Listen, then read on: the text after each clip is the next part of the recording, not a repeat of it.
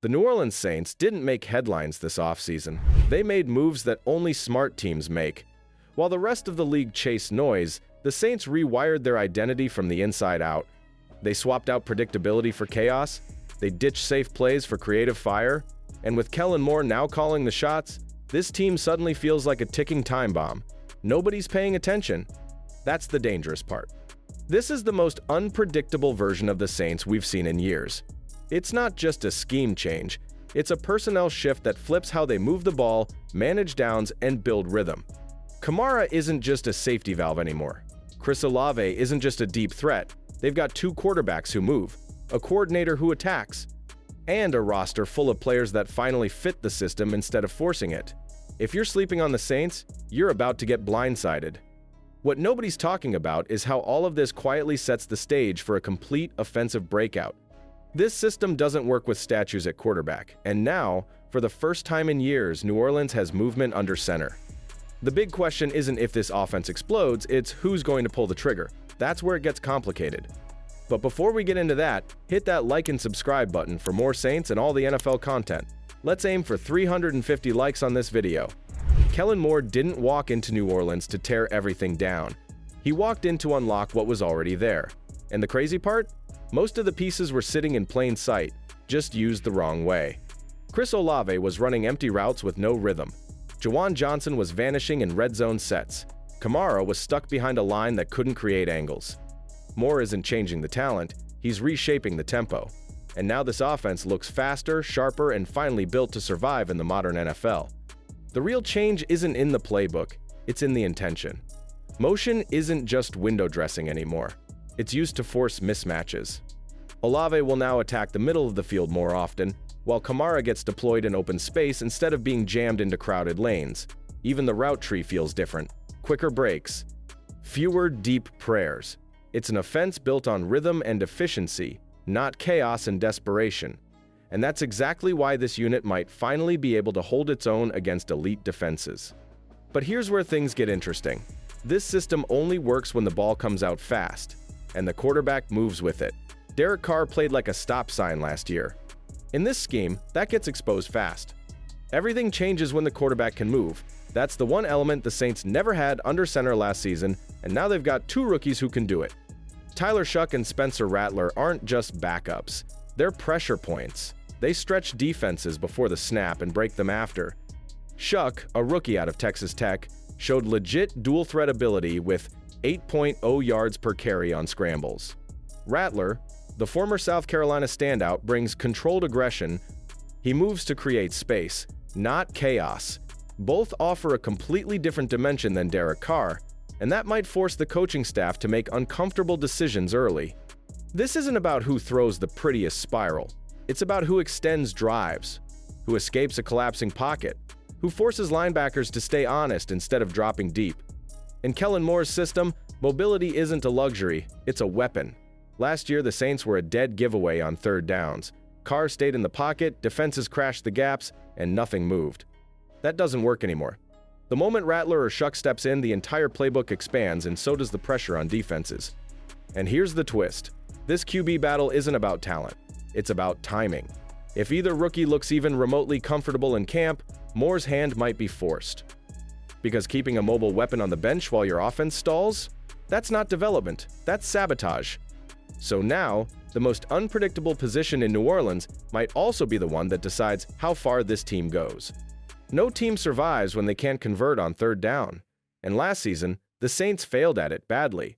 They finished near the bottom of the league with just 35.2% of third downs converted. That's not just a number. That's the story of every stalled drive, every wasted possession, every red zone that never came. It wasn't about a lack of talent. It was a failure in timing, spacing, and execution. And if nothing changed this offseason, they'd be heading toward the same result. But here's what makes 2025 different. Kellen Moore's offense doesn't just hope for conversions, it designs them. In Philadelphia, his unit cleared 40.3% on third downs, with a rotating cast at quarterback and less overall skill talent than New Orleans has right now. The key was structure. Moore called plays that didn't ask receivers to win miracles. He built rhythm. He kept drives alive with motion, quick reads, and layered route concepts. That's the DNA he's now applying to a Saints offense that's been stuck for too long.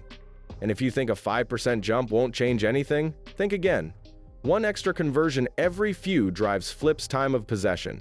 It changes where your defense starts. It turns field goals into touchdowns. And when we look at the new design Moore's installing, this offense might not need to score 30 points a game. They just need to stay on the field.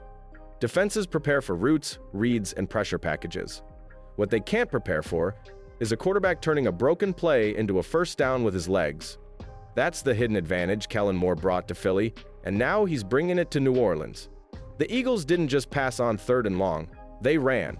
And they punished teams for dropping too deep. Now imagine that same philosophy with Tyler Shuck or Spencer Rattler, two rookies who don't just move, they attack when space opens. Tyler Shuck averaged 8 yards per scramble in college. That's not a fluke, it's a skill. He's decisive, aggressive, and smart with when to take off.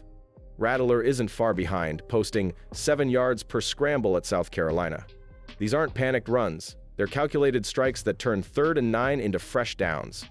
And when Moore gives them designed looks, draws, bootlegs, or delayed QB keepers, this offense gains a layer it never had under a static passer like Carr. Here's what nobody's saying. This could completely flip the Saints' 3rd down identity. When your quarterback is a run threat, linebackers freeze, edge rushers hesitate, and zone coverage cracks. That's when playmakers like Kamara and Olave feast. And Moore knows exactly when to use it. There's always that one guy who breaks out before the rest of the league catches on. And right now, the Saints have a few of those names quietly waiting for their shot. Everyone talks about Olave and Kamara, but Kendre Miller is the one drawing serious buzz in the building. After injuries limited his season, he's coming into 2025, healthy, leaner, and with something to prove. Miller's power-speed combo makes him the perfect short-yardage weapon in this new system, and if the Saints need a tough 2 yards, he might just be the guy they trust. Another name flying under the radar is Foster Moreau. Now further recovered and back in rhythm, he gives the Saints a reliable inline tight end who can block, leak out, and win quietly over the middle. And then there's Taysom Hill, the Swiss Army knife who refuses to fade. Quarterback, tight end, power runner, gadget playmaker. Call him what you want, still the one guy on this roster that defensive coordinators have to game plan for. That unpredictability is what gives this Saints offense its hidden bite. Now the only question is, will the line hold long enough to let these weapons go to work? Because that's the final test, and it's coming next. This entire blueprint collapses if the offensive line can't hold up, and the Saints know it. That's why all eyes are on Kelvin Banks Jr., the rookie left tackle who's being asked to anchor one of the NFL's most quietly retooled units. He's not a project, he's a starter. And if he doesn't adapt fast, this offense could stumble before it ever takes off. But if he does find his footing early, that changes the entire timeline of this rebuild. Banks Jr. brings raw strength, long reach, and elite footwork. But what he lacks is NFL speed experience. That's the gamble. Moore's system is timing-based. Every missed block delays a pass, collapses a pocket, or kills momentum. But with Eric McCoy returning at center and Cesar Ruiz continuing to grow, the interior protection is already more stable than it was a year ago. Add a healthy rotation on the right side, and you've got the foundation for something sustainable. So here's the question. If the Saints start strong, if Banks Jr. holds his ground, the run game clicks, and these mobile quarterbacks create real headaches, how long before the league notices? Could this team start 3-1 and steal a playoff narrative before anyone's ready for it? Or will growing pains stall the momentum before it takes off? Drop your thoughts below, hit that subscribe if you see the vision, and buckle up. Because this version of the Saints might not be loud yet, but they're coming fast.